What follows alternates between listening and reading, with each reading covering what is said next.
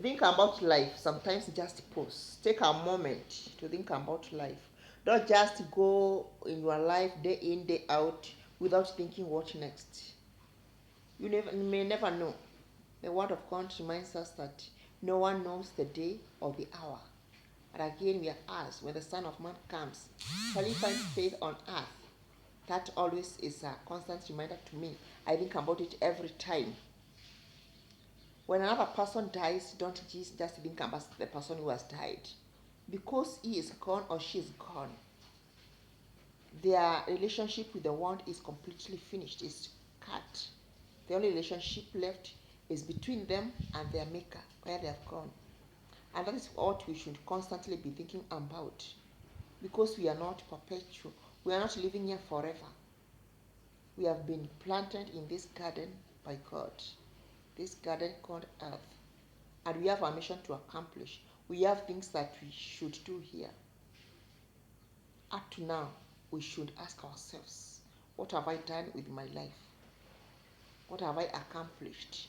Like every time each one of us sets goals, there are things we want to do in life. There are things that we say by next year, by the end of this year, I'm supposed to have done this. Every day we have a goal. When we wake in the morning, there's something we want to accomplish. Maybe by lunchtime, by the end of the day, and you are not going to sleep before you accomplish that, whatever you have set for yourself. It will be for the month, for the year, for a week, maybe for your family, maybe your place of work, maybe with your financial status. You set something, you want to do something, you want to accomplish it. But how many times do we think about our relationship with God? More often than not, we do not even think about it because it comes just as another thing. It comes as the last. Most people do not really value. We shall mention God here and there, but from the depths of our heart, we do not have that touch of God. We do not want to think about our relationship with God. We do not think about our spirituality. We do not think about our spiritual life, our connectedness with God. What we are doing, whether what we are doing is pleasing God. Are we setting a goal that maybe I have been doing this and now I want to change and ask for the grace of God to do something different or to do it differently? We know that we are not immunized against sin because we are human beings and we are weak and we shall always sin. But we cannot just say that to err is human and continue doing the things we want, because also God understands that we are weak human beings and He gives us a chance to change, an opportunity to change our life the other way. And so, do we set that goal? Are we having even the interest in setting such kind of goal? To asking God, I've been so lazy. Maybe to say a prayer even for 2 minutes before you sleep, before you wake. When you wake in the morning, we should set such kind of goals to strengthen our relationship with God, at least to pray. There are those who will say that I will not go to the church.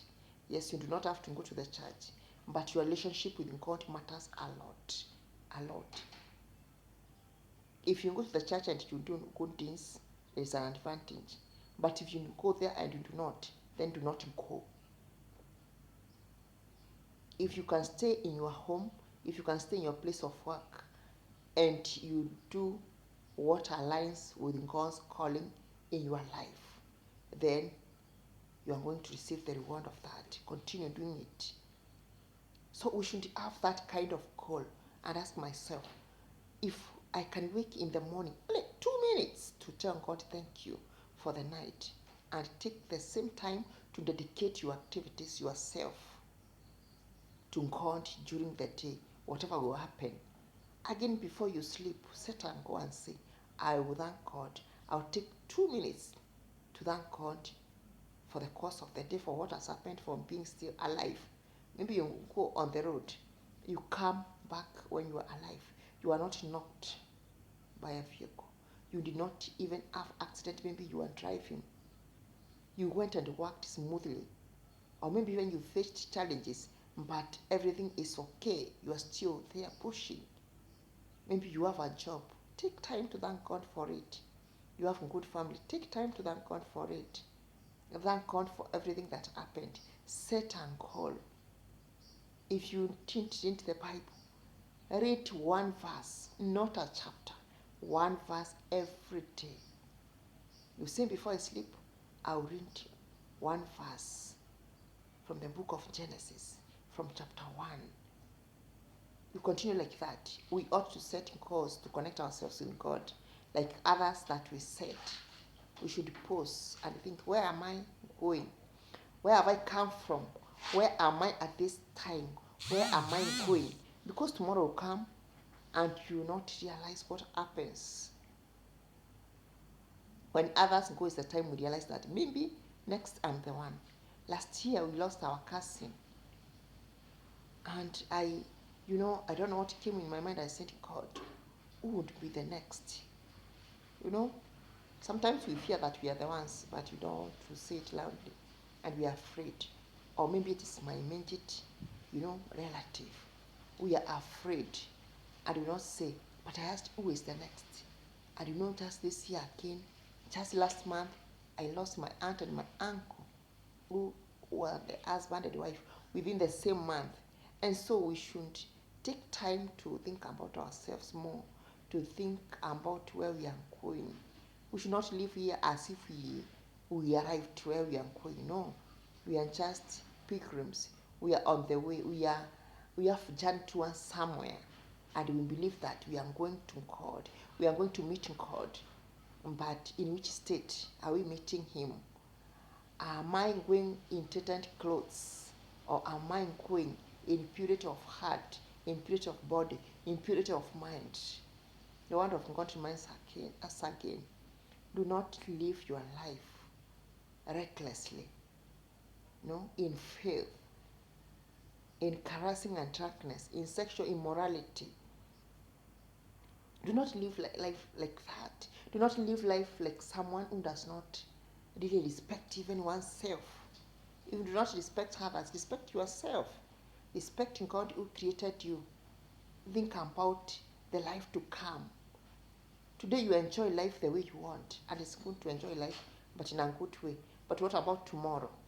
You cannot just be, I don't care, you cannot just live life recklessly, as if there was no any other kind of life. Believers, if you're a believer in God, if you're a follower of Christ, you believe that there is resurrection of the dead, and it will surely come. If we read the word of God, we know that when the trumpets blow, we shall be divided, like we not chaff. That's what we read from the word of God. There's the one side that belongs to the righteous, those who lived according to the will of God, and the other side, those who lived differently. It is not to scare us, but it is a preparation. It is like a warning sign. The way we hear the train, we know from afar that there's a train and we are warned. In case you are crossing near the railway line, you are warned that the train is maybe at a distance but coming. That is the same way. It is a warning. And so, because there are many signs, there are many prophets sent by God, there are many wonders that God does in our lives, there is His word.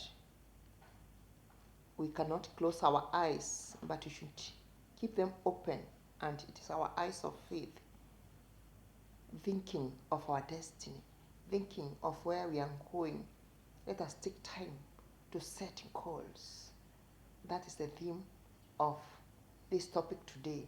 Set your spiritual goals among others, and letting God be the first in your life.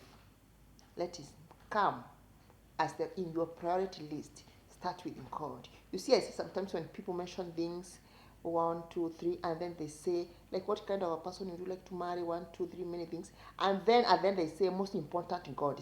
It should be the starting point. A person who is godly. Set your goal to be godly, one with God. Be blessed. Bye.